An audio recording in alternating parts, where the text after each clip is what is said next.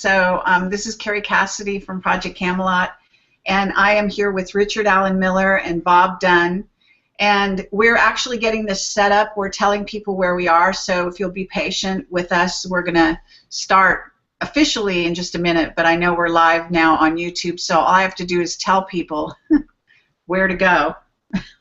Not literally, but plug in, plug out. You've got options. Yeah.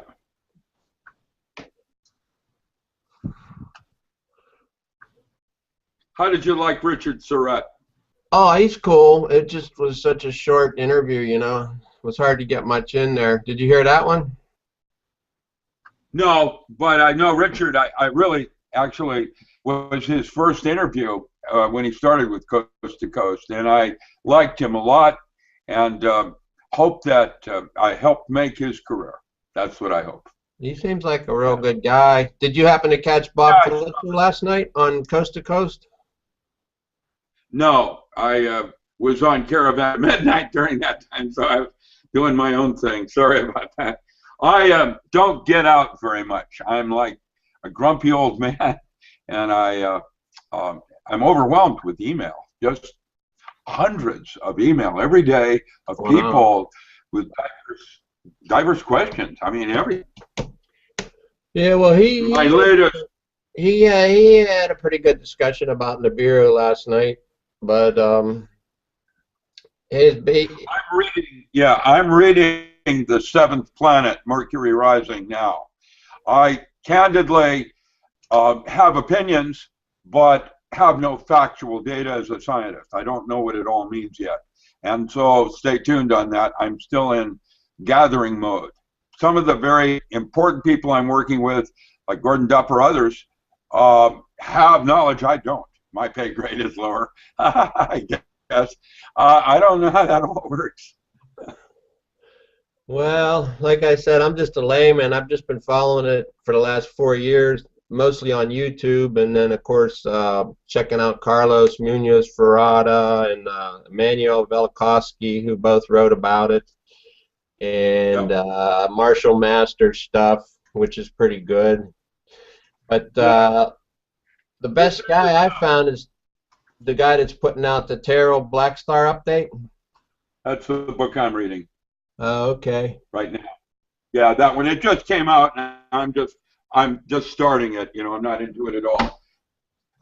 I don't know about any of that. My academic backgrounds were in paranormal, and then I was a grumpy old man in farming.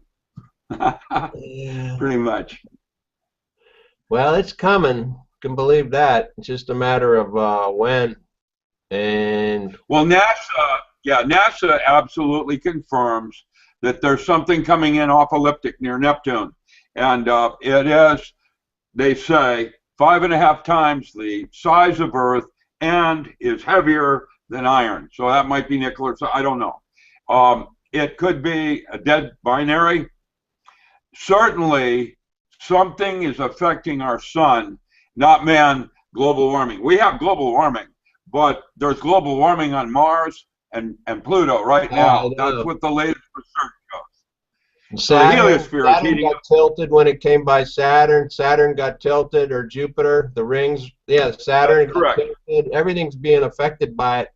And since it came from south of the ecliptic plane, it pulled all the planets' orbits a little bit to the south as it's coming through. And now it looks like it's up around the sun, since I'm catching it, because it's supposed to be a dwarf star which has no illumination by itself, and that NASA and them discovered it back in like early 80s with their IRAS infrared telescope, and of course they've shut that down since then.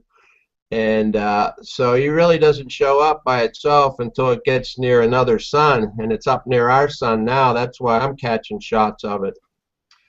So what does it mean? I don't know. I do know it will affect the sun, and the sun is actually heating up. And if the sun heats up like it is, that would probably reason why we're doing geoengineering to try to keep an event that should have already happened stalled, and but is inevitable. And so that is what I'm talking about now, is the day after tomorrow, and how the salinization of the sea is going to absolutely create a mini ice age. How bad and when? 2017 is as best I can figure, but when I came into Portland from Lebanon, Portland, Oregon, it was 74 degrees at the airport, and then a storm came in and hailed so heavily they had to de-ice the aircraft, and it was delayed 2 hours. It happened in Portland, Oregon, just several days ago. And Antarctica was at 64 degrees 3 days ago. I saw that.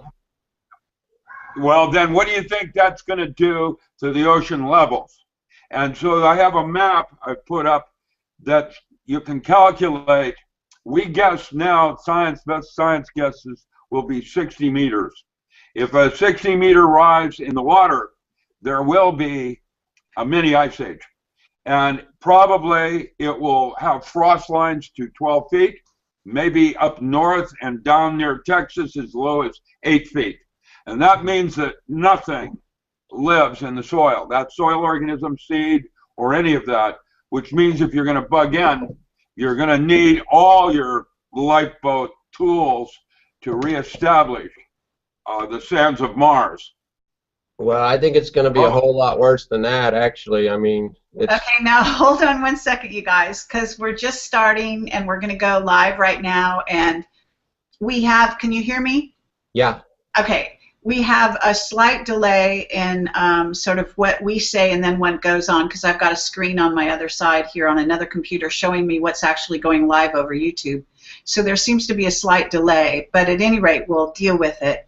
I want to welcome all the people that have been able and adept enough to come over to the YouTube channel from live stream, and I'm sorry for the last-minute change of venue. We've been working on this. We wanted to go via actually our Skype with Wirecast, but that did not work. So it took us a while to get on the air here. So we are now live, and welcome everyone. We are going to be talking about the coming changes. And Richard Allen Miller is a physicist and a lovely man. He's a Magus. And I've done actually several interviews with him, but one of my main interviews, the first interview, is called The Magus Who Came In From the Cold, and I highly recommend it. So I will be putting the link here in the chat, and there is a chat room associated with this sort of live broadcast, so you should be able to find the chat room, and I'm sorry that I can't help you find it, but I'm told that it is available here. So you should be able to get on it. And then have your questions. And yes, Richard, I see that you found it, which is, you're not supposed to find it, okay? But, okay, Richard is also a trickster. He's absolutely, hands down, brilliant. He worked in black projects for most of his life, I believe. And then at a certain point got very disenchanted, quit that game, or tried to quit it, let's put it that way, because you can never really get out, as we know in Camelot, but as best he could. And then he went into being an herbologist. He's a natural, I don't know, you call yourself a natural farmer, and I'm going to let you do your own introduction here because you're going to be better at it than me. But the bottom line is, as a physicist, as an herbologist, as a farmer using natural seeds, etc., he's also something of a prepper, and I'll explain why that is. He on my video actually take a walk with him. If you watch my first interview with him, we take a walk through an herb garden. I filmed that in person, so it was on location in Northern California. I think it was around Reno, wasn't it, Richard? Was that Reno? Yes, it was on the Truckee River. Yeah. Okay. All right, and so that son was there. It was a lovely fun. Okay, and before you begin, let me just say we also have Bob Dunn with us, who is something of a new face on the scene. He is, I believe you might call him an amateur astronomer. And I'm going to let him introduce himself as well, because actually I just met him yesterday, And he's been posting these videos, quite extraordinary, on YouTube that many people will be familiar with. He was recently interviewed by the Richard Searet, I think is how you say his name. And then Bob, I guess it was you that sent me the link to actually listen to that brief show. That's how I stumbled on your work. And you've got some extraordinary photographs. Unfortunately, I don't quite have a technique to show you the photographs, but they're on my my channel, which is my website, which is projectcamelotportal.com or projectcamelot.org. They take you to the same place. On the front page, if you see the announcement for this event, Kerry's blog, there's a lot of links there. There's some very important videos there, things about the active volcanoes. There are at least 10 volcanoes in the Ring of Fire at this time that have been erupting. And so there's a direct link between the sun and volcanism, and also magnetic pole shifts and so on. So we're going to be talking to a scientist, which is Richard Allen Miller, about his take on what's happening, and he has a lot of information about the chemtrailing, et cetera, and where it's all leading. And then we'll also talk to Bob Dunn about his extraordinary photographs and why he's so preoccupied with basically shooting pictures of the sun and the objects around the sun. So that's a very quick introduction, and let's first of all go to Bob Dunn, because he's the new guy on the block, Richard, and yeah, you're a big star now. So we're going to give Bob Dunn a chance to introduce himself. Go ahead, Bob. Okay, well, first of all, I'd like to thank you, Kerry, for having me on. It's definitely an honor, and on with such an esteemed person here as Dr. Miller as well.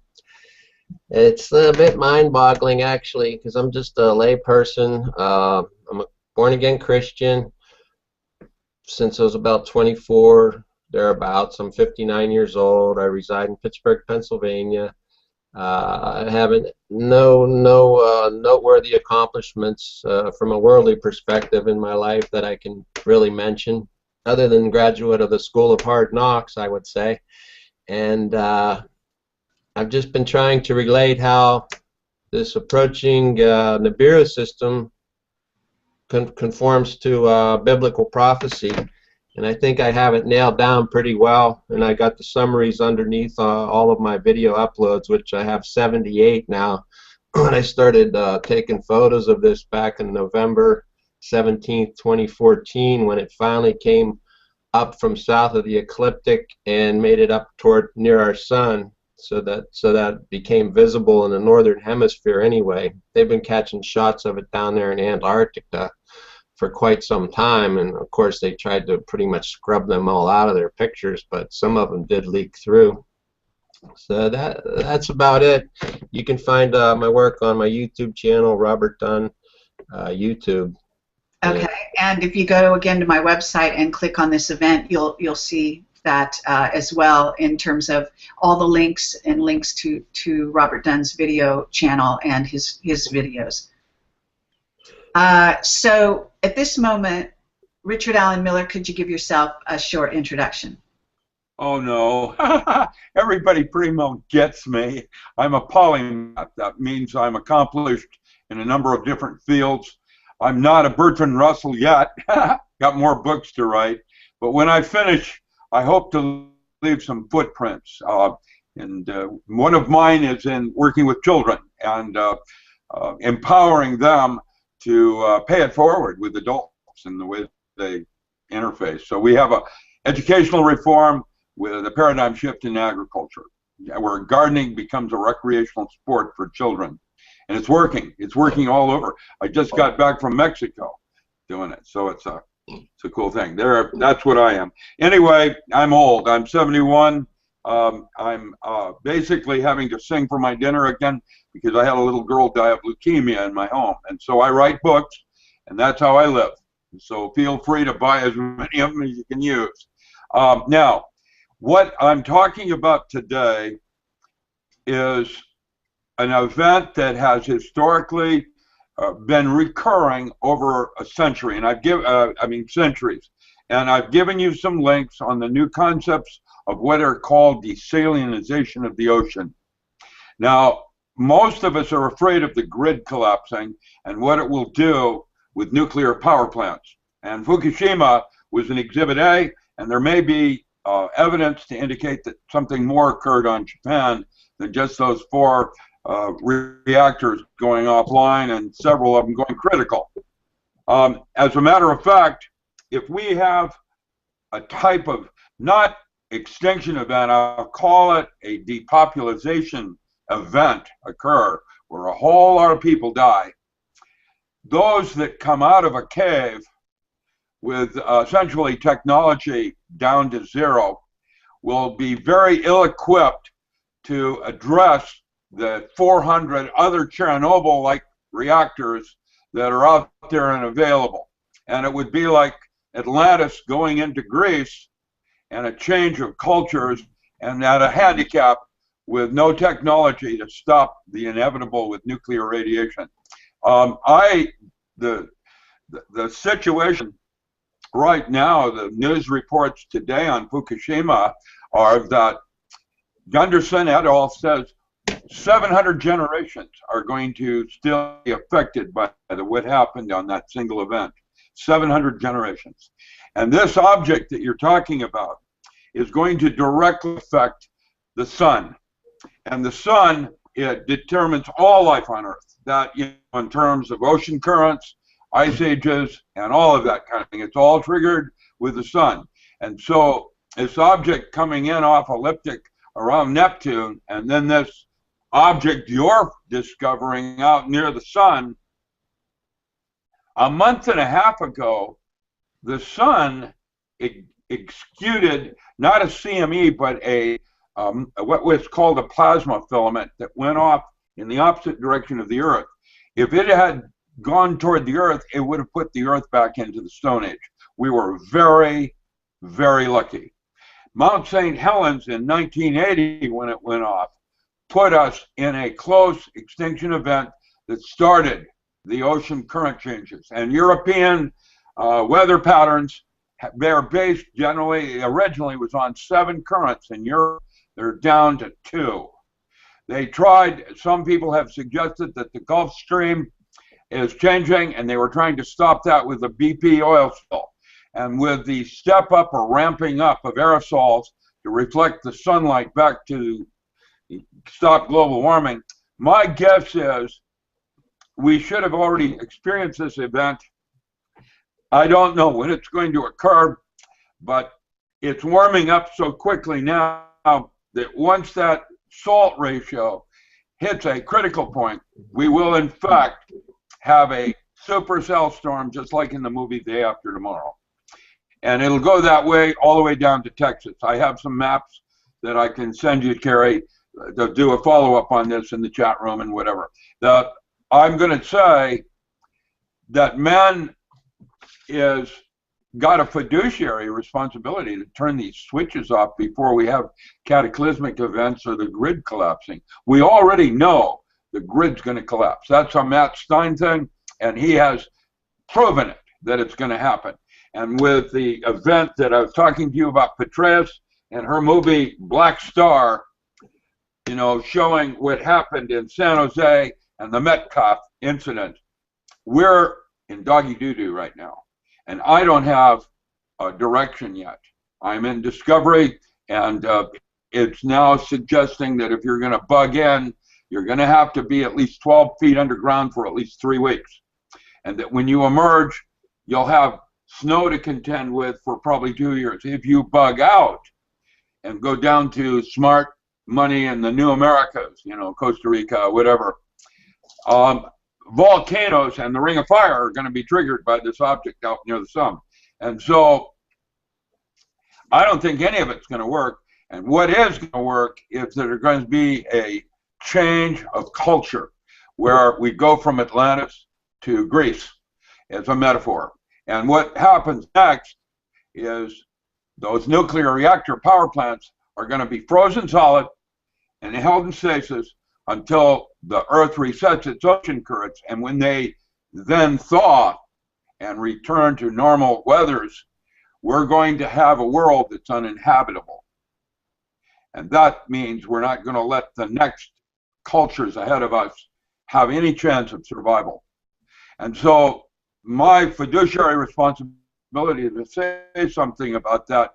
And I don't have a plan on how to turn the switches off. I tried by, getting those questions asked in the presidential debate. They didn't. And so that was back when you first met me, Kerry, and the League was trying to at least have Obama and Romney address these issues of Fukushima and the rest of it. And they chose not to do that. That was Crowley that didn't do that. She chose not to do that. And it's a shame, because it would suggest that nothing we're being told now is real. And everything is a false flag. And that if they would shoot off to ISIS and the beheadings, and look, children, over here, money is about to hit a brick wall, banks are going to fail. All of that means nothing compared to what I have been talking about and what's happening out near the sun right now. Okay, that's excellent, Richard.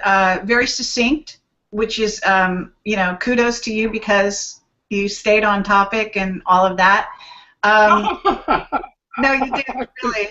But I want to ask you, first of all, because you're very, you're very expressive with your body language and all that, but I need you to hold more still when you're talking, because your camera can't handle your movement. It's pixelated. I know, it's so try to stay still. Try to stay still when you talk, as expressive as you are, and charming. And no, it really is very crucial information. As a physicist, you're not prone to fantasy. Let me say that. And I don't think you gave yourself enough of an introduction. So we're gonna backtrack a tiny bit here. I'm gonna ask you to talk a little bit about how you were training the Special Forces and what you were training them in, and all the books that you've written on the subject, so that you give yourself a little bit more, whatever you want to call that, weight, Shameless self-promotion. Well, yes. Please do that. And also how you basically taught, I guess, maybe John C. Lilly and group how to talk to dolphins when you were young. So could you I did a lot for me? Things. Just indulge me here, because there are some viewers on YouTube that might be new to you, and I'd appreciate it. You need to give them some background so they understand that you're not just talking off the top of your head. Okay, good. So I was a child prodigy in high school, and my 1960 and 61 science fair projects were used on Mariner 4 to measure water on Mars.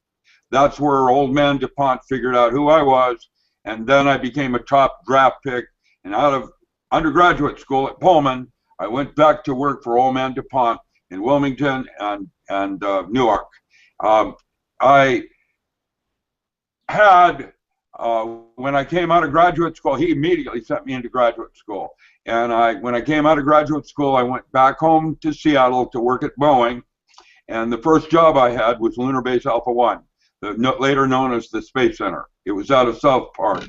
I was a gifted prodigy. And so they used me as basically as I am, a polymath. I am a world authority in a number of areas.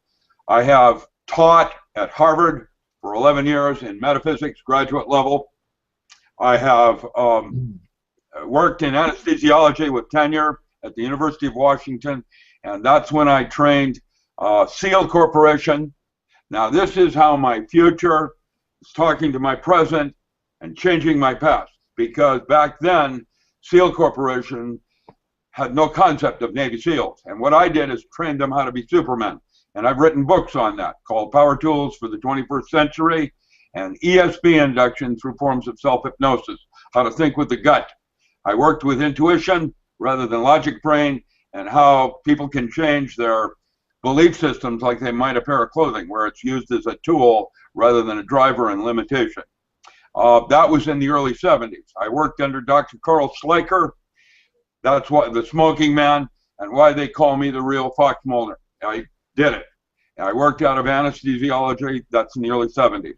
I walked away went into agriculture, and in the last 35 years, I was one of Chuck Walters' pallbearers, Acres USA. He wrote, and they've just published things like The Potential of Herbs as a Cash Crop. I have the Encyclopedia of Alternative Agriculture. Dr. Norm Shealy and I do work on national radio with children. And so I'm an advocate of educating the young, getting them early. Okay, like John C. Lilly. Talk about the John C. Lilly, talking to the dolphins. So, yes, okay. So Carl Sagan hired me to go into Lilly's labs to determine whether or not the dolphin, the clicks and whistles, this is before our man Flint. I remember talking with dolphin. Yeah, good old James Bond rehash.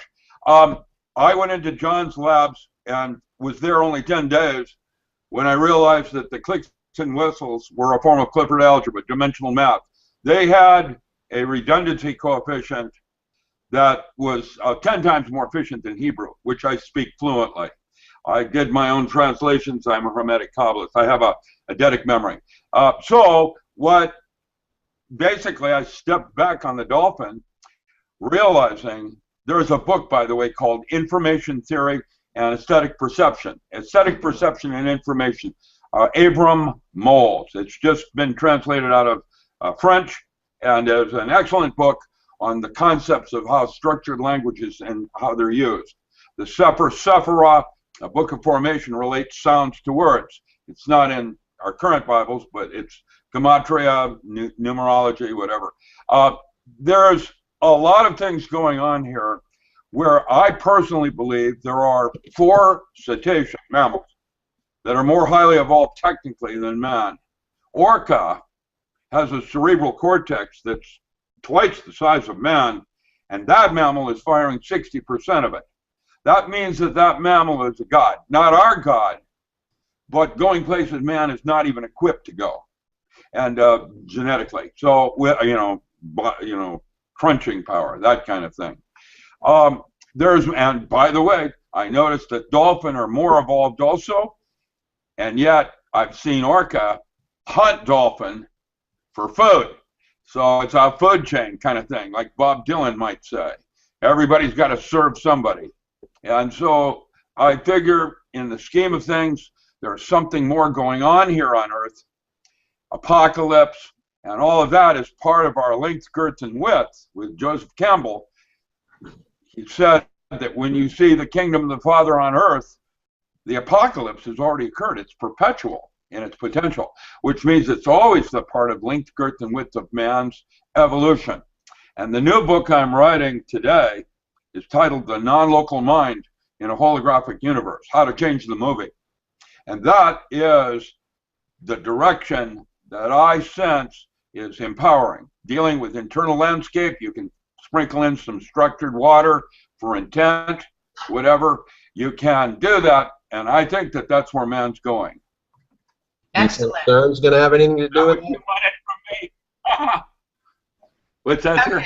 Okay, so Bob Dunn, now we've gotten a bit of a short sort of summary, I guess you might call it, from Richard Allen Miller, his view of what's about to happen, and we will go back to him. But at this time, could you, Robert Dunn, talk a little bit about in more depth as to why you started shooting the sun, the techniques you're using, and what kind I'm talking literally your technical information, how you're what the solar filters or whatever it is you're using with your camera, etc., and why you think you're not photographing something like some scientists have said, maybe Mercury or Venus, etc. Why you think you're so sure that this is a planetary group, etc.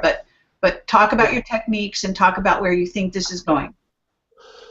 Well, I just use like God said, He uses the simple things to confound the wisdom of the wise, and I certainly fit into that category. And I'm just using a basic 3G cell phone. I cut up an old computer floppy disk, shinier ones the better, and I experimented by taping it on the back of my cell phone camera. And I tried 1 layer first, then 2, then 3, and I settled on 2 as being the best one for my purposes, shooting directly at the sun. And then after a while, well, the cell phone has 5 formats too, so I can shoot in the regular mode, the negative mode, the blue screen mode, the TPO, which is like a brown screen, or the monochromatic screen. I guess that's sort of a black screen. So I've been putting up different shots using all those 5 formats from the cell phone camera with the floppy disk taped over the back of the lens, and I shoot it directly at the sun. And like I said, I got 78 uploads since November 17, 2014, and they've all been very, very consistent. Now, of course, some of them you're going to see lens flares, but that's only because if you tilt the camera just a little bit, you're going to catch flares off of these objects, but they're flaring off something, you know what I'm saying? They're not artifacts or anything from the camera lens, because they're always up there, and I try to square it up as best I can, and you can still see them. Then if I tilt it a little bit, you can see them more because they'll shoot off to the side, you know what I mean? And I've been catching 3 pretty consistently lately. When I first started shooting it back in late 2014, I think I caught as many as 5 or 7 orbitals up there, which supposedly this dwarf star is supposed to have at least 5, according to Marshall Masters, 5 planets with a couple of moons, and other people have said 7, like Stitchin, I think, Zachariah Stitchin. But back in March 12, 2012, there was you familiar with the magnetopause? It's like a computer animation of our magnetosphere, and the solar winds. Solar wind, huh? There was a pole shift. Well, magnetic pole shift. Reversed. Yeah, they reversed the magnetosphere. So that right away tells you, because the solar wind is blowing our magnetosphere one way. Yeah, what that was. Huh? Yeah, what that was is that the heliosphere encountered ionized trails called dragon tails in deep space, and the pressure on the back of the Earth, because of the heliosphere dragging through it, created a pole shift on the Earth for about 12 hours. And it was noted by NASA, Space Watch, and suspicious observers. You know, that's what happened. There's stuff out there. I don't agree with wait. Guys, was that a pole shift, meaning it shifted a certain number of inches or miles or what? No, magnetic. That means that, no, magnetic is different than a crystal pole shift. A magnetic pole shift is where the pressure on the back of the Earth is greater than that from the sun. That's the pole shift he's talking about. It's magnetic. It wasn't a pole shift. There was a solar wind that was stronger than our sun's solar wind that pushed our magnetosphere away from toward our sun instead of away from our sun. So there's a constant solar wind coming from our sun. So our magnetosphere is always tailing away from the sun. But in this particular instance, and it lasted for about 20 hours that day, we became relative to the dwarf star coming in, it was behind us, and its solar wind was stronger than our sun's solar wind, so it pushed our magnetosphere back toward the sun. It had nothing to do with a magnetic pole shift, although our magnetic pole it's the magnetic fields of the Earth. Yeah, our magnetic fields have been flipping back and forth. Okay, one at a time. Richard, we'll give you a chance, Richard. Let's let Bob give his sort of rendition, and then you can address it. Sure. Come back to you. Well, anyway, that's a pretty big evidence right there that there was another solar body in the inner solar system. Okay, and what was the date? What was the date, Bob, that you're talking about? That was March 12th, 2012. You could Google it. Magnetopause reversal, March 12th, 2012. Right. I think I sent you a little short video on that, Kerry. Oh, really? Okay. I have them on my channel under my favorites list. Okay. Favorite videos. I've been doing this for 4 years. I jumped in when the Comet Elenin PSYOP came about, when they were hyping Comet Elenin as an extinction level event, and the JPL put up the models showing its trajectory coming in and whatnot. And it could actually pretty much mirror the actual path this dwarf star in the Bureau system is going to take, because they're funny like that, putting out their disinfo. So, but anyway, Comet Ellen, in my opinion, was a government psyop just to gauge how this thing was going to play out in the public, and they even planted news stories saying that the global elites were canceling their governments for a couple of weeks and blah, blah, blah. And so everybody assumed they were heading to the underground bases, you know, and there was going to be a big extinction level event, which never happened. So that gave them a gauge on how the public was going to react. And not only that, and it kind of discredited any future people like me or these other amateurs that are on YouTube that are trying to put out that there actually is an extinction level event coming our way. But now everybody says, we heard that before, so, you know. Right, so it's like two purposes. So that's how I got involved with it. And then when the magnetopause reversal came, I knew it had to be something then. And there's this one dude on YouTube. He has a Terrell Blackstar channel, and he's been gauging the earthquakes relative to the position of Earth to the black star, he calls it. And when it's in outside orbit position or inside orbit position or 90-degree position, there's different frequencies of earthquakes during those periods of time. And he's been doing it for the last couple of years, and it's been quite consistent. So he pretty much has it figured out, and he'll put up a celestial model of the solar system in his videos, and he pretty much has it figured out. Well, the earthquakes ramped up last week. We had the 7.5, which he predicted, and we had at least 6, more like 8, because a lot of them they downgraded to 5.9. 6.0s are better. So that fell right into his line of you know, frequencies based on his last 2 years looking at all this stuff.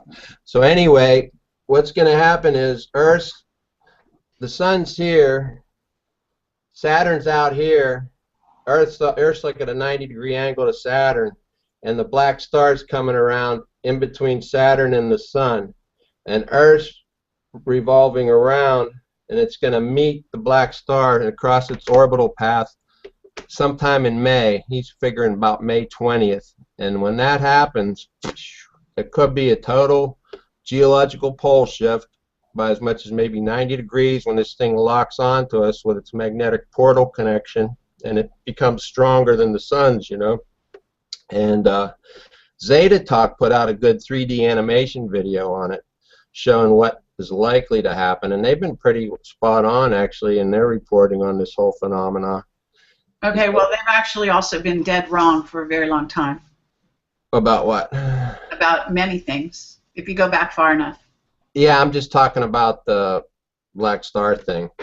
They've been pretty dead on as far as I know. I mean, I'm not into Zeta Talk because I believe they're channeling demons. You know, Nancy's talking to demons, and I don't know who she thinks she's talking to ETs or whatever, but anyway, they've been pretty dead on, and she put out a pretty good 3D animation video of what's likely to occur whenever Earth gets close enough to this black star, and it's not pretty. But I have that featured under my uploads too.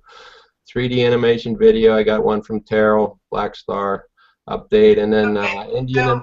Let me ask you, okay, in terms of your understanding, you're relying on the Bible to some degree. It sounds like you're relying on these other people. Did these people steer you down this path, or was there something else that made you? Why are you so? You know, why did you train a camera on the sun? Like, what propelled you to do that? Well, like I said, I started doing it back in. I mean, I started following this whole phenomena back when the Comet Ellen thing came around. Right. It turned out to be a hoax. Photograph? No. That's when I started researching it. And I mean, I've read the Stitchin stuff. I've read the Carlos Munoz Ferrada stuff, who's a noted astrophysicist. Emmanuel Velikovsky. I read some of his stuff. Okay. And then we have the all the dead astronomers, and they're dying in pairs, a lot of them. Matter of fact, Shoemaker, he was just fixing to release a paper on it back in 1983, I believe, and he had an observatory down in Australia. So he was able to see it from down there because it's south of the equator. You know, he was in the southern hemisphere, and this thing's coming up from the south. Or he might have caught it from the IRAS feeds, the infrared space telescope. But anyway, he was fixing to release a paper on it, and that's Gene Shoemaker. I mean, he was a famous astronomer.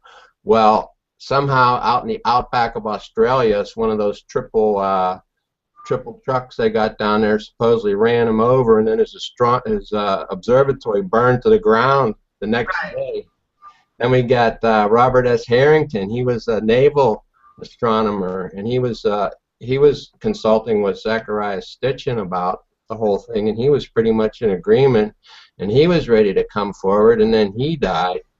And there's been over 100 astronomers or astrophysicists that have died suspiciously since the early 80s, and they often work in pairs, and they've been dying in pairs. They've been like catching both the same exotic form of cancer, which kills you in like a matter of a week or two. And, I mean, weird stuff like that. There's just so many coincidences that sure, it just adds up to me. I mean, they're covering it up, and then you get all the trillions of dollars that are being siphoned off of our economies, and they're building underground bases worldwide. China, Russia. There's at least 103 in the United States. So I mean, they're preparing for something.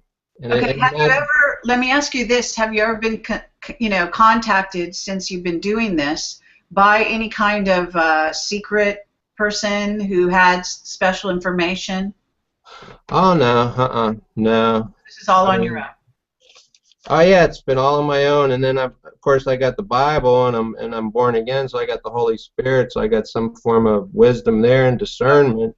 And I mean, if you read Revelation chapter 6, you get to the 6th seal, and it pretty much describes this whole event about the sun being black like sackcloth and the moon turned blood red. Well, that just happened. We had the solar eclipse March 20th, blood red, the third blood moon of the tetrad on April 4th.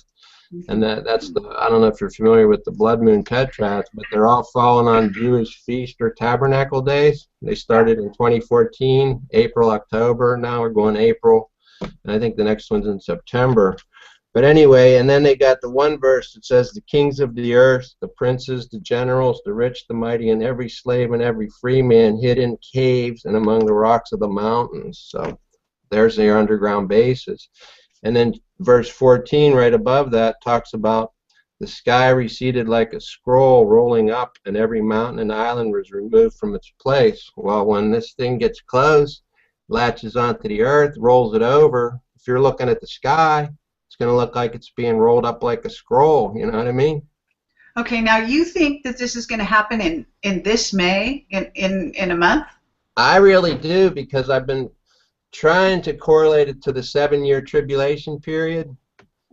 I mean, pretty much everybody's familiar with that, right? That the tribulation's supposed to last for 7 years, the Great Tribulation. Well, and then you got the man of peace, that's supposed to be the Antichrist. This is when it started. It kicked off October 9th when they announced Obama as a Nobel Peace Prize winner. What did he do? There's the man of peace, the Antichrist. Matter of fact, the doctor says he speaks Hebrew. I don't know if he knows Aramaic, but in Aramaic, Jesus' language, he said in Luke 10:18 that he saw Satan, Lucifer, fall from heaven as lightning from heaven. Satan fall as lightning from heaven. And if you translate that into Aramaic, it translates to Barack Obama. And then you got 1,260 days from the time he got announced. Oh, then they had the, the hole up the spiral, the Norway spiral, when Obama was over there to get the Peace Prize. I think, and CERN was cranked up then too. So I think maybe there was a magnetic portal opened, or some kind of dimensional portal. Maybe some kind of demon came in or something, which is what I'm trying to do now. But anyway, then you count 1,260 days from that point. That's when Obama went to Israel for Passover, mimicking Jesus. And when he went, Passover, Palm Sunday, he went on March 22nd, 2013. That's exactly 3.5 years from the time he got named a Nobel Peace Prize winner. Because back then, our years were a little bit shorter. So 1,260 days was 3.5 years. And he went into the Church of the Nativity, and he didn't kneel. You know, with Jesus' supposedly birthplace, everybody kneels. It says the abomination of desolation will enter the holy place, and he'll stand, and he won't kneel. Well, Obama fulfilled that prophecy there. I mean, there's a lot of stuff about Obama. I mean, I don't want to dwell on that, but this is how I'm trying to fit everything together. And so this dwarf star coming through, if that truly is the sixth seal event, then it's got to happen this May, because then there's going to be like maybe 1.5 years left of the Great Tribulation when all the trumpets sound and whatnot. So that's how I got it. Okay, so but when you say it's got to happen, when you're saying that, what you mean is the planetary group, or you're calling, you know, the brown dwarf and planets, are going to get close enough to impact the Earth in such a way that what is going to happen? You think a pole shift, you know, crustal pole shift type thing? There's going to be a geological pole shift. The Earth's going to roll maybe as much as 90 degrees, and when that happens, the Earth's crust and tectonic plates are going to get all screwed up. All the water in the ocean basins are going to get sloshed back and forth. There's going to be super tsunamis and stuff. If you look at Edgar Casey's visions and stuff, and the U.S. Navy even put a map out based upon that. It shows the United States split in two when a New Madrid fault goes. California's completely gone because that's just a shelf anyway. I mean, they got submarine bases in the desert out there. What's up with that? You know, even in Nevada. Well, actually, there's evidence that Edgar Casey was getting some negative entities feeding information to him that was distorting some of his so-called prophecies toward the end. So it's worth noting. Yeah.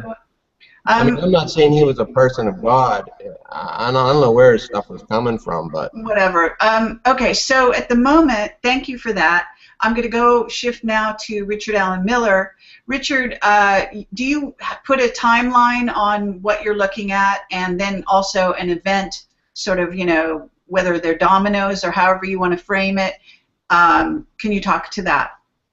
So there are two kinds of pole shifts. There is the electromagnetic fields from the sun and the heliosphere, and then there is the gravitational crustal pole shift that we're mostly familiar with, where the Inuit have said that it's already shifted. There's media out there where the stars say that everything's changed. I don't disagree with him in that the magnetic or electromagnetic shift. I'm getting feedback. Is that bothering you, or is it just me? Yeah, I don't know why that's happening all of a sudden. Why? I don't know why. But what we can do is, Bob, what you and I can do is, while Richard's talking, you have a way to mute yourself? Oh, yeah, I could mute myself. Hang on a sec. Yeah. So it will always be our sun that will be the first antagonist to Earth. It has always been the sun. It will always most likely start with the sun. Matt believes it'll be a coronal mass ejection, possibly from something coming out of orbit that we don't know anything about. Certainly the sun is heating up. The heliosphere, the ball of gas that the sun has pushed out into space, is heating up. And that is having an effect on global warming. And so there has been a lot of effort to stave off or stall that event that is natural. It's a natural event. We could have a spike bomb, you know, an ELF spike weapon that would go off, like they showed the vulnerability of our grid in San Jose during that Metcalf project. And there was offline and then Black Star were the two videos that came out of Hollywood on that by, I guess it's Patria. And I saw the one. I got a chance to review it. It hasn't been shown to the public yet. And it was exceptional, showing how vulnerable we are with our technologies.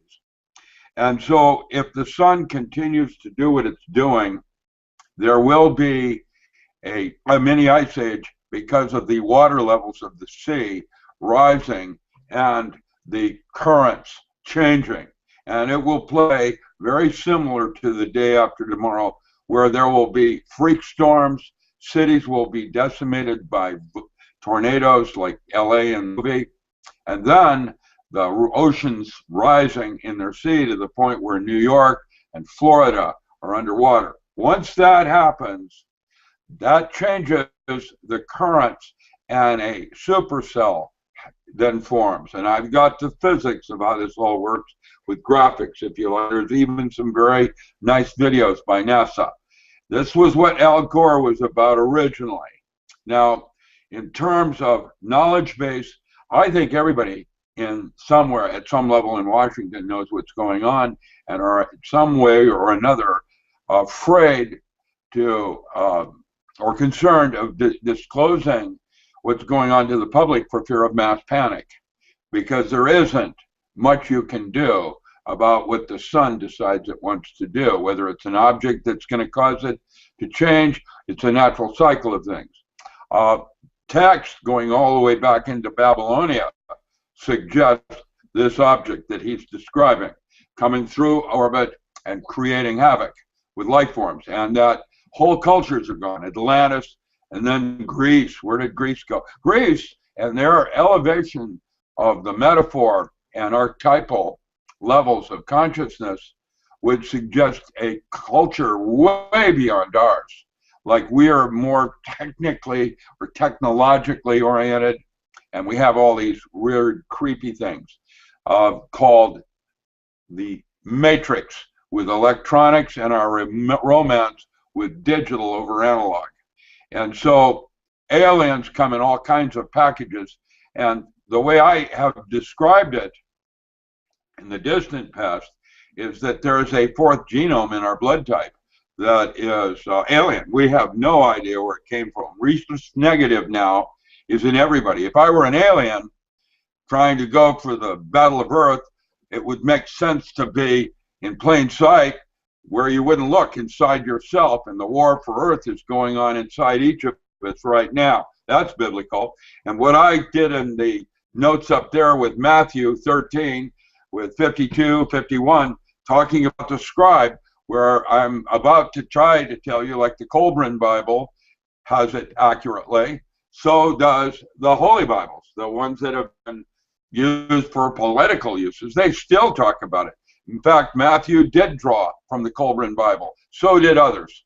And so if this is an event that is happening, that is an opportunity for man to evolve. Death is not the end of things. In fact, I've met in conferences with even Alexander, and I have actually studied with Kubler-Ross. And so I have a sense there's something more going on. I haven't got a clue what it is, but I'm going to suggest that we have an opportunity now to change things from capitalism and communism into a more communalism, a barter form of relationship, because money is a theatrical prop. It's not real.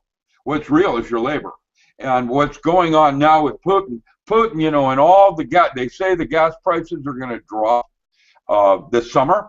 That's a war going on between Putin and China and the United States. And your New World Order is probably a bunch of Jesuits at war with minimum wage at $15 an hour. Who knows? I don't know how that all works. What I do know is there was as he said, on March 12th, a electromagnetic pole shift. It happened. I thought it was only 12 hours. He said 20. I caught that. And I think you're more correct. It was a 20-hour shift where the pressure on the back of the Earth was greater than that from the sun. Now, what caused that? There is, in biblical form, a thing called dragon tails. And the heliosphere is an electromagnetic body of charged particles that apparently, and I saw some of the NASA pictures that they were sending up, where it was crossing through these ionized streamers in deep space, and that's what the friction was causing a back pressure on the Earth, and that it wasn't this object that they're all talking about. However, That object does exist. NASA has already talked about it, and Science News had it as their cover story last month. It's been in Scientific American. It's not conjecture. It has historic precedence, and no matter what else is said, it will have an influence on our sun, and that may bring about the global changes. The first probable thing that will happen is a grid collapse where all of a sudden FEMA is necessary for your water because you can't, the municipalities are failing and can't deliver water. However, the real one is going to be where there's a mass extinction of people because of a supercell that will happen like the mastodon with food in its mouth. It'll happen so quickly, it won't even be like death. It'll just be happening like it is in the movie. And I don't think burning a Gutenberg Bible is going to keep you warm enough. That's the movie science fiction part of it. I don't know how that's all going to play. This says, and boy, you've written a bunch now too. That, oh, Luke, yes, yeah. See, there's a lot of evidence that we're in what we call the quickening, where a lot is happening in a very short period of time. Awareness is the thing that I would say is most important to seek right now in evolution of consciousness. And so while love is all there is, love is a lower form of bliss, which the saints aspire toward in meditation. And I'm a Quaker, which goes to joy, which is seeking your true will. When you're doing what you're supposed to be doing, it's a resonance like flowing, and you're in a place of joy, and that's where higher states of consciousness exist. And when you have nothing else on this earth, your money is gone, you can't even use it to start a fire, what you do have to offer mankind will be your joy. That part, like you're a cameraman, you're probably going to be the camera guy. And I mean, that's how it's going to play in the new universe, probably. And that's what you have to contribute to man. And if each of us does this, then we move to a whole new level of awareness. And I think that's what it's about. I read this thing about saying that the Earth is a genome project with a whole bunch of aliens to see if they can get along in the universe by putting them together on Earth to see what happens.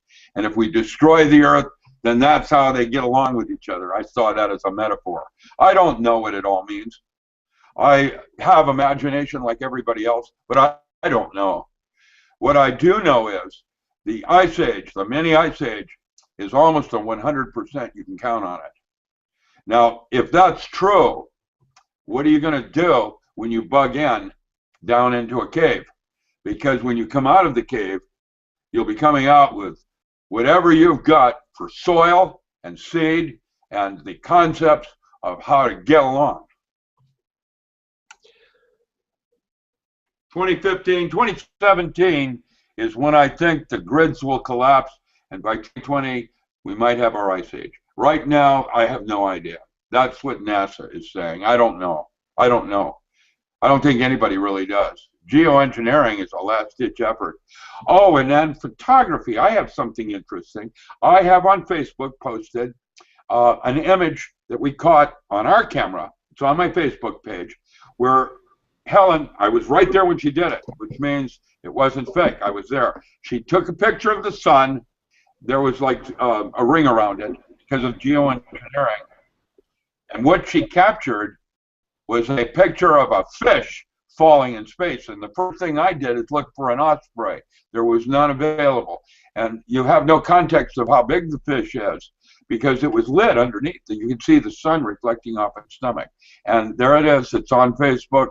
I have no idea what that means, except that that's also biblical about fish falling from the skies. And so okay, well, we have had fish falling from the skies. There are some, you know, actually you can look at some earth change videos on YouTube that show that exact thing. You know, I don't know if it's flying fish, you know, jumping onto the land and, you know, and killing themselves. Yeah, mothership. Okay, but I want to talk to you about this. You say there's an object near Neptune. What do you know about that object? Okay, NASA has done perturbation calculations on orbits of both Neptune, Uranus, and Saturn. And they're changing because there is some object coming into the solar system they haven't been able to see yet, or so they say, that's causing slight orbital changes. I thought that was different than what he filmed, which was actually what you filmed. Was also, NASA had pictures of something like that back in 2010 out near Mercury. And it was when a coronal mass ejection, not at Earth, went past Mercury, it decloaked the object. The object, as an artifact, started moving to the sun and then went into the heliosphere. And the only thing I know in physics that can do that is a Dyson sphere, something that's gold lined, you know, like a Dyson sphere technology or something. I don't know. This is not possibly, probably Nibiru per se, but maybe some guys from another solar system watching to see what's happening here with the Petri dish. Who knows? I don't know. You know, but I do know there is something coming in off elliptic out near Neptune, and it is affecting the outer orbit. Okay, what is the size of it? Do you know? The data that I've seen is supposed to be something about 5.5 times the size of Earth with a heavier mass than iron. Now that's what I've been told. Not a bunch of and my, when you say my friends are all scientists. Your friends are all scientists? Yeah, okay. I mean the ones that are doing this. Yeah, this is all science stuff. Yeah, okay, from it's the scientists. It's the scientists.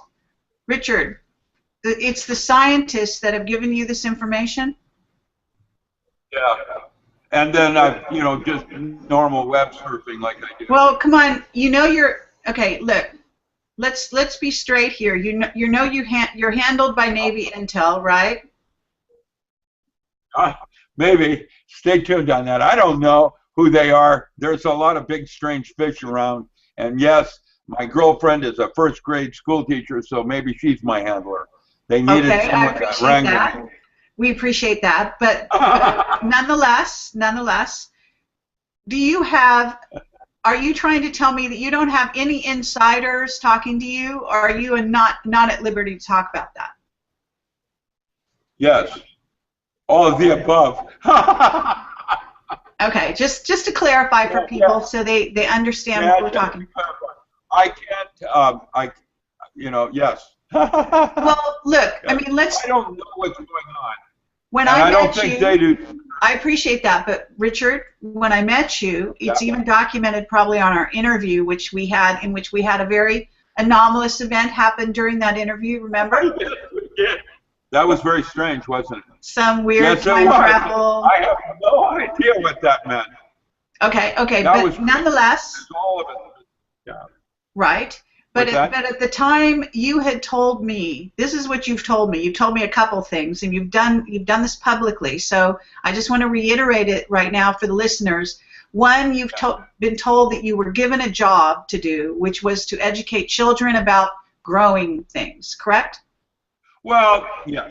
I am trying to be the postman, where when the rest of the universe goes down into feudal state mode, we can evolve into something better and more, rather than looking at, you know, it's a empowerment kind of thing. Yes. And children are smarter than adults. And you know, with Common Core, we try to make everything the same. And yet, it is the diversity in our children is where our real wealth lies. I've seen autistic children be able to do bedding plants better than master gardeners. How does that work? You know, this child, there's nothing wrong with that child. They're different, but there's nothing wrong with it at all. They're bright. Okay. So, you know, I see stuff that makes me wonder why our educational systems are dumbing down America. I remember when I was in second grade, they made me learn Latin, study Latin. Quod eris sumus est. And I remember my Latin. And that's my memory thing.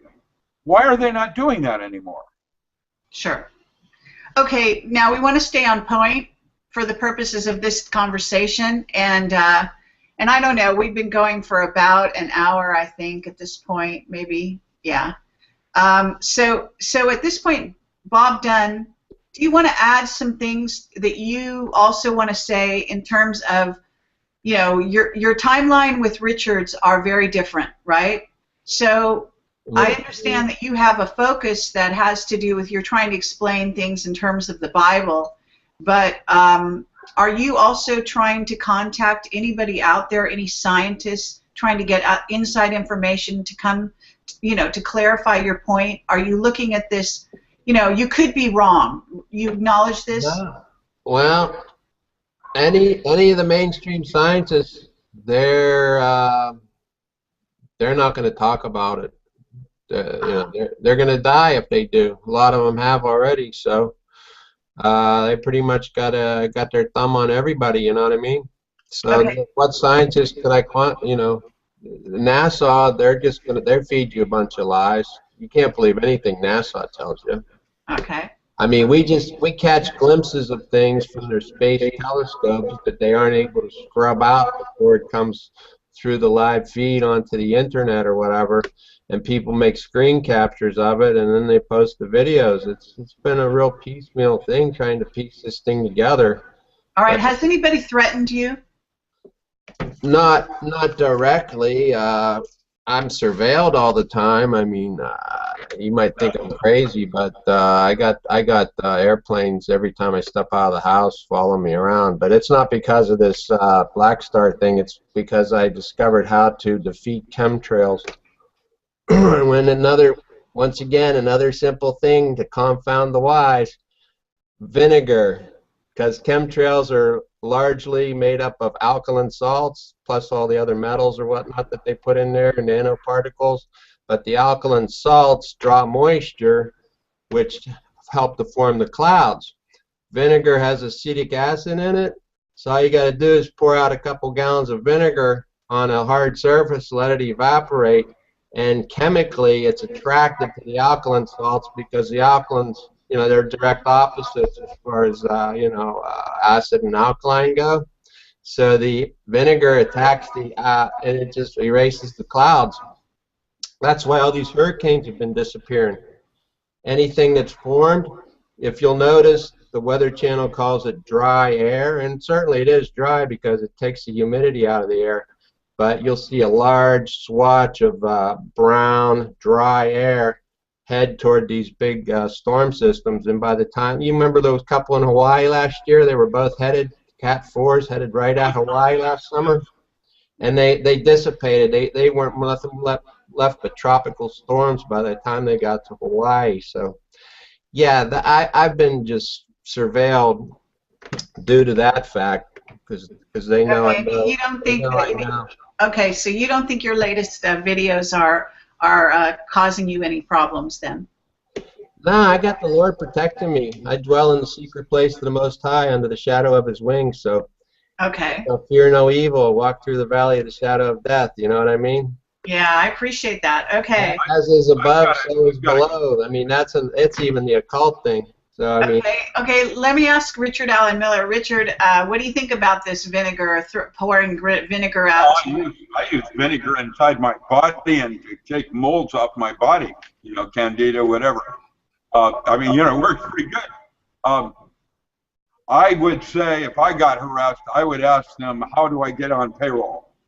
Well, you want to harass me. Yeah, but Richard. All right, but let's be fair. Now, everyone on my website, there's a link, you know, under this event where you can purchase Richard Allen Miller's books. You can also click and watch his prior interviews with me. So Richard needs help because talking about surveilled, you actually had your computers completely wiped. You had, if I remember correctly, you had 10 books erased. You were a victim. Yeah, they came into my home twice and physically wiped things. They didn't do it electronically. They did it physically. We caught him on camera. You know, I have 10 books ready for press. They were wiped. I got those back from friends. Now I carry a cloud. But I don't, you know, my whole protocol of housekeeping, I've chosen not to take it personal, and that I just need to evolve in the way I keep, you know, take a bath every day with my computer where you clean it. And I did. Okay. Okay, sounds good. Now, okay, let's talk. Yeah. Okay, one moment here. Let's talk, both of you, about what kind of preparations, if you both believe what you believe, and you have these timelines that are associated with these events as you see them, what preparations are you each making? So one at a time. First, Bob Dunn, tell us, what kind of preparations are you making? Well, no physical preparations whatsoever. The only preparation is a spiritual one, and basically you got to be on the side of the Lord Jesus Christ, because this is coming to an end. This whole thing, this whole celestial war between Lucifer and God, which was initiated who knows when, because there definitely was humanity, pre-Adamic humanity on the planet before Adam and Eve came into the picture. But once they did, they were created in God's image, and God's a spirit. So this is the first time that he actually placed his spirit inside of humanity. And when they disobeyed, Lucifer deceived them, Satan, the Holy Spirit left them. So that was the whole point of Jesus coming. He's the second Adam, and he died and paid the price for all of our sins. Aside from all of that, well, that's the practical world. You're doing spiritual preparation. You got to get born again. You have to accept Christ as your Lord and Savior, because this thing's coming to an end. And like Richard wrote up here, that in Revelation it says that evil's going to be finally defeated, and that's what's going to happen. Evil's going to be vanquished. This planet's toast. Fukushima's already screwed it up, and once these EMP things happen, or we lose our electrical grid and all these nuclear power plants go offline, they're going to all melt down too. So I mean, this planet's toast. There's no redeeming this planet. So it's just coming to an end. Actually, I disagree with that, but I appreciate your point of view. Okay, Richard Allen Miller, would you like to talk about what preparations you're making? And also talk about the event that you're speaking at in Indianapolis, I think, soon. Yeah, I'm at a big. Yeah, we're going to be talking in Indianapolis next weekend. I guess there's not a lot I can do. I've moved from the city. I'm out in the country. I have a large pond, a 35 kW generator, and then I discovered about the Ice Age thing. So now what do I do rather than, you know, get my concealed weapons permit? He's correct. I agree with Bob in terms of spiritual evolution. We have a true opportunity to embrace this like they did. I put a little quote in, "Come on in, the water's fine," you know, from "Oh brother, where art thou?" You know, that relationship that you have to yourself, and forgiving yourself. Once you've done these things, now your internal landscape has changed inside, and that is changing everything, including consciousness. And so he's correct. Spiritual preparation. You have an opportunity to go into this with your eyes open. No fear. Isn't that the way he puts it? Eyes open, no fear. I love that. Okay. Well, let me throw some sort of a spanner into the works. If consciousness creates reality, why is it that both of you are thinking that there are going to be these super dire events happening and that we have nothing to do with it? Do you not think that it's possible that consciousness and the change of consciousness on planet Earth is mitigating these very things that actually haven't happened yet and may happen in a slightly different way than the way you're envisioning it? I know exactly where you're going with that. That's a good thought. Yes, I'm going to chant that Hawaiian chant and try to structure the water and, you know, kumbaya. Okay, well, you know, look, you're the one who's teaching power tools, right? Yes. Okay. I'm trying to do this with consciousness. In the Power Tools book, in Chapter 8, I talk about ontologies of mystical states, and I make a distinction between prototaxic, parataxic, and syntactic modes of consciousness. This idea that it's a myth, and it's a dream, and it's not quite real, or eyes open, no fear. You're doing it with conscious volition and embracing. How did they put it in Armageddon? I'm going to sit up front and embrace the horror. But he ends up saving the world anyway. I don't know how it's all going to play. That part is the unknown. And okay. Stay tuned. Same bad channel, same bad time. Can I say one more thing? Yeah, absolutely. Okay.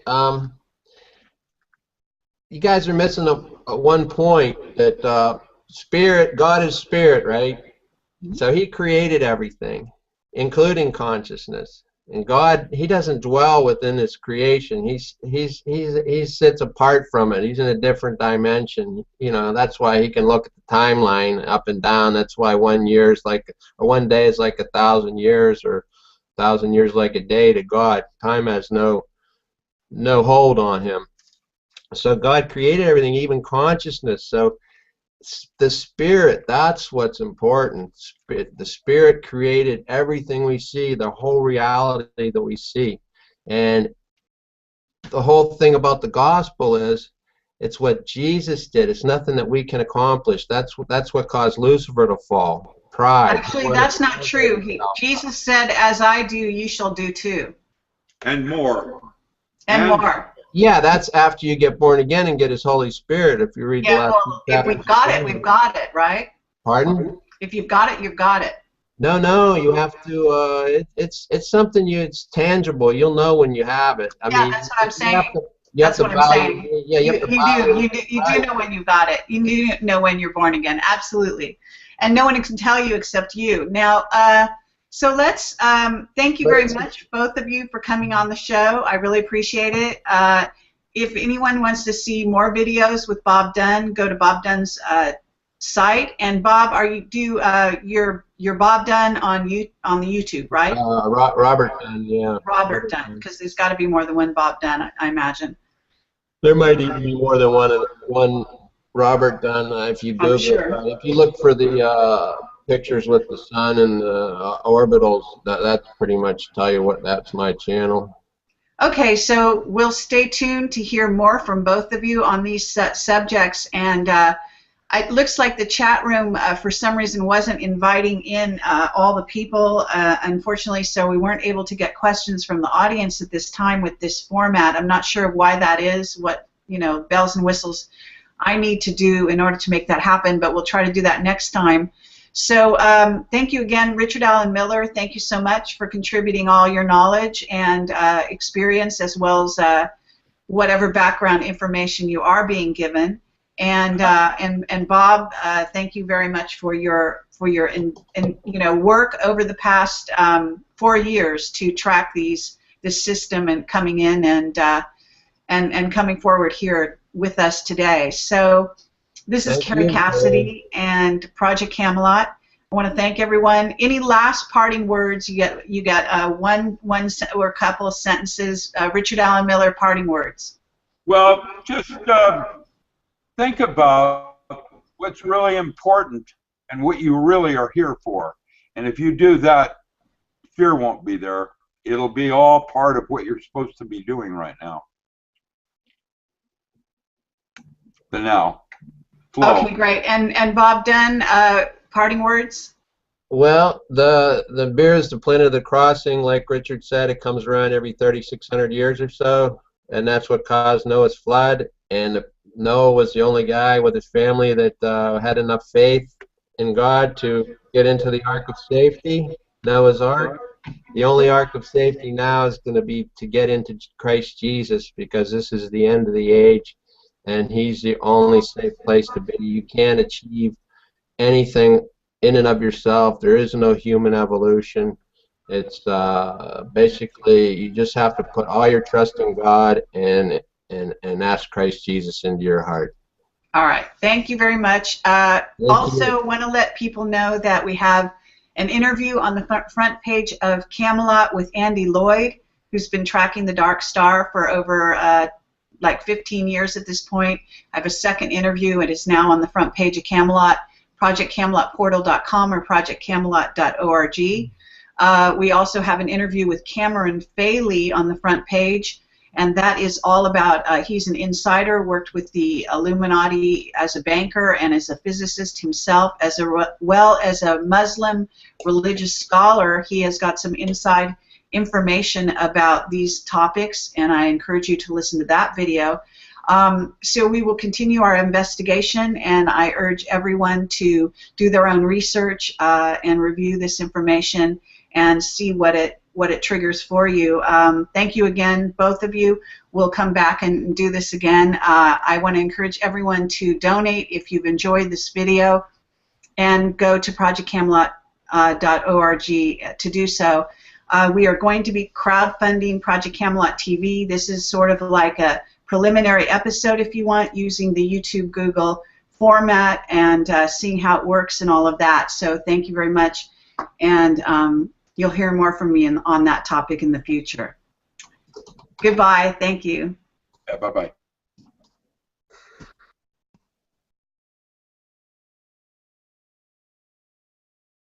I'm just starting it, you know, I'm not into it at all. I don't know about any of that. My academic backgrounds were in paranormal, and then I was a grumpy old man in farming. Pretty much.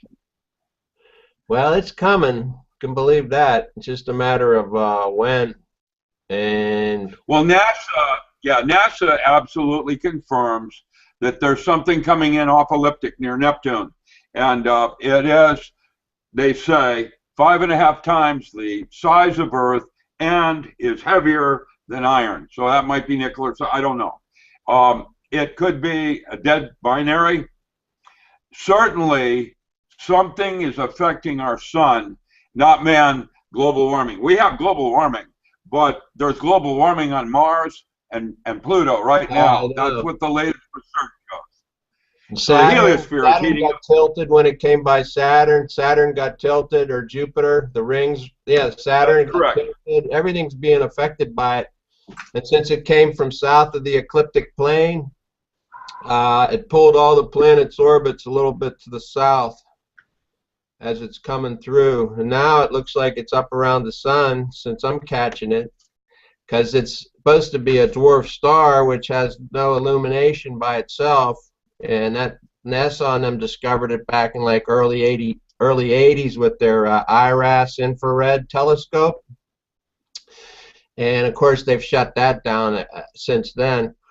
And so it really doesn't show up by itself until it gets near another sun, and it's up near our sun now. That's why I'm catching shots of it. So what does it mean? I don't know. I do know it will affect the sun, and the sun is actually heating up. And if the sun heats up like it is, that would probably reason why we're doing geoengineering to try to keep an event that should have already happened stalled, and but is inevitable. And so that is what I'm talking about now, is the day after tomorrow, and how the salinization of the sea is going to absolutely create a mini ice age. How bad and when? 2017 is as best I can figure, but when I came into Portland from Lebanon, Portland, Oregon, it was 74 degrees at the airport, and then a storm came in and hailed so heavily they had to So this is Kerry Cassidy from Project Camelot, and I am here with Richard Allen Miller and Bob Dunn, and we're actually getting this set up. We're telling people where we are, so if you'll be patient with us, we're going to start officially in just a minute, but I know we're live now on YouTube, so all I have to do is tell people where to go. Not literally, but plug in, plug out. You've got options. Yeah.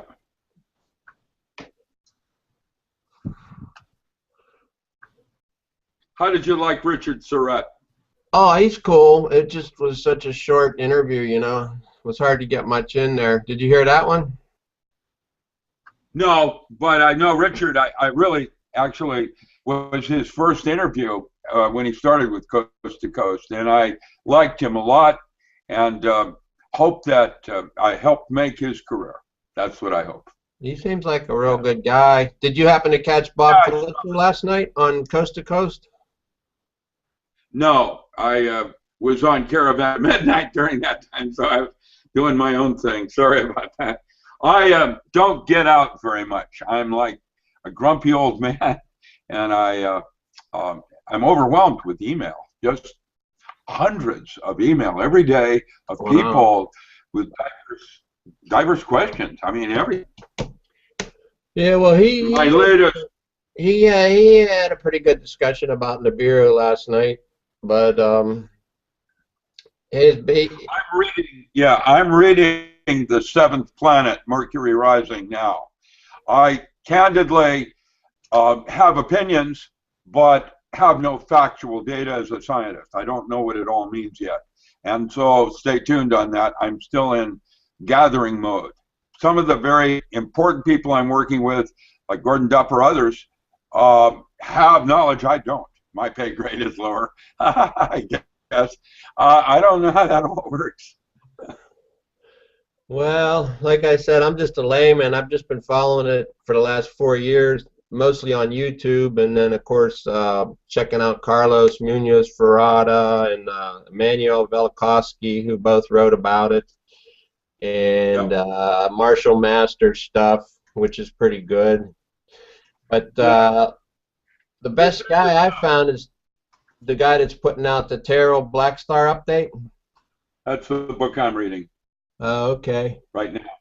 Yeah, that one. It just came out. He's absolutely, hands down, brilliant. He worked in black projects for most of his life, I believe. And then at a certain point got very disenchanted, quit that game, or tried to quit it, let's put it that way, because you can never really get out, as we know in Camelot, but as best he could. And then he went into being an herbologist. He's a natural, I don't know, you call yourself a natural farmer, and I'm going to let you do your own introduction here because you're going to be better at it than me. But the bottom line is, as a physicist, as an herbologist, as a farmer using natural seeds, et cetera, he's also something of a prepper, and I'll explain why that is. He on my video actually take a walk with him. If you watch my first interview with him, we take a walk through an herb garden. I filmed that in person, so it was on location in Northern California. I think it was around Reno, wasn't it, Richard? Was that Reno? Yes, it was on the Truckee River. Yeah. Okay. All right, and so that sign was there. It was a lovely fun. Okay, and before you begin, let me just say we also have Bob Dunn with us, who is something of a new face on the scene. He is, I believe you might call him an amateur astronomer, and I'm going to let him introduce himself as well, because actually I just met him yesterday, and he's been posting these videos, quite extraordinary, on YouTube that many people will be familiar with. He was recently interviewed by the Richard Searet, I think is how you say his name. And then Bob, I guess it was you that sent me the link to actually listen to that brief show. That's how I stumbled on your work. And you've got some extraordinary photographs. Unfortunately, I don't quite have a technique to show you the photographs, but they're on my my channel, which is my website, which is Project Camelot. Portal.com or projectcamelot.org. They take you to the same place. On the front page, if you see the announcement for this event, Kerry's blog, there's a lot of links there. There's some very important videos there, things about the active volcanoes. There are at least 10 volcanoes in the Ring of Fire at this time that have been erupting. And the aircraft, and it was delayed 2 hours. It happened in Portland, Oregon, just several days ago. And Antarctica was at 64 degrees 3 days ago. I saw that. Well, then what do you think that's going to do to the ocean levels? And so I have a map I put up that you can calculate. We guess now, best science guesses will be 60 meters. If a 60-meter rise in the water, there will be a mini ice age. And probably it will have frost lines to 12 feet, maybe up north and down near Texas as low as 8 feet. And that means that nothing lives in the soil, that soil organism, seed, or any of that, which means if you're going to bug in, you're going to need all your lifeboat tools to reestablish the sands of Mars. Well, I think it's going to be a whole lot worse than that, actually. I mean, it's... Okay, now hold on one second, you guys, because we're just starting and we're going to go live right now. And we have, can you hear me? Yeah.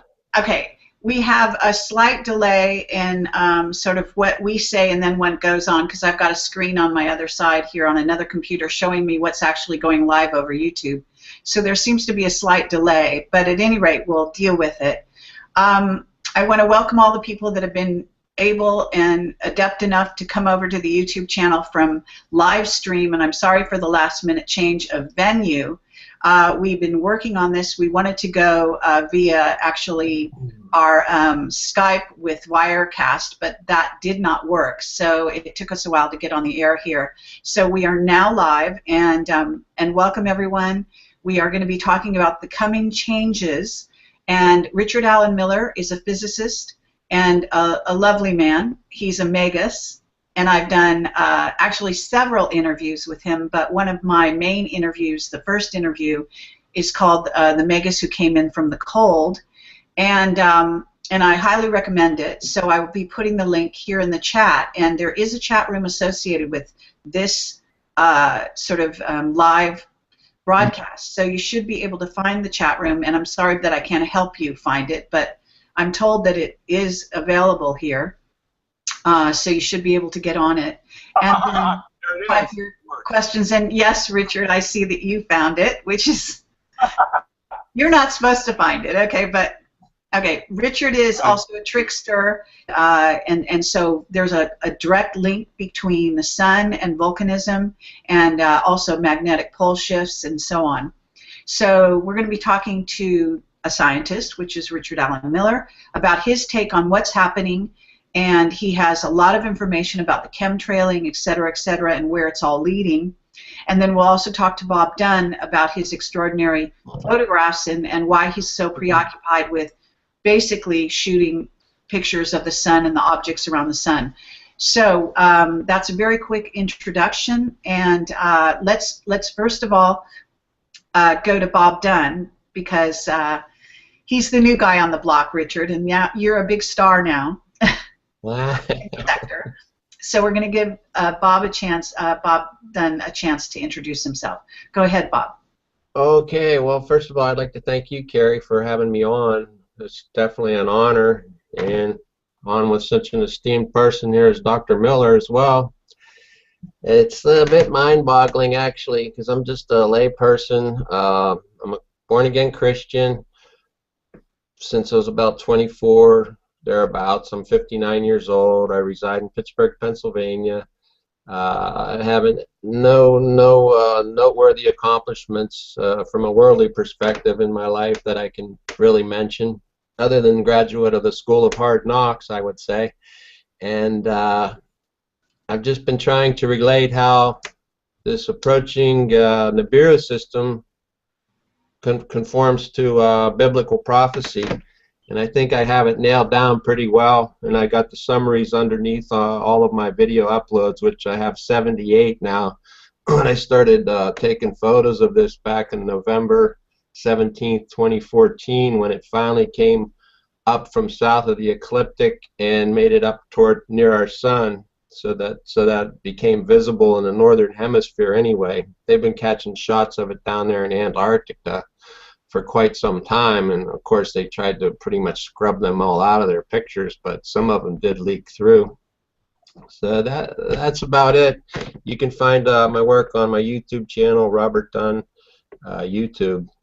Okay, and if you go again to my website and click on this event, you'll see that as well, in terms of all the links and links to Robert Dunn's video channel and his videos. So at this moment, Richard Allen Miller, could you give yourself a short introduction? Oh, no.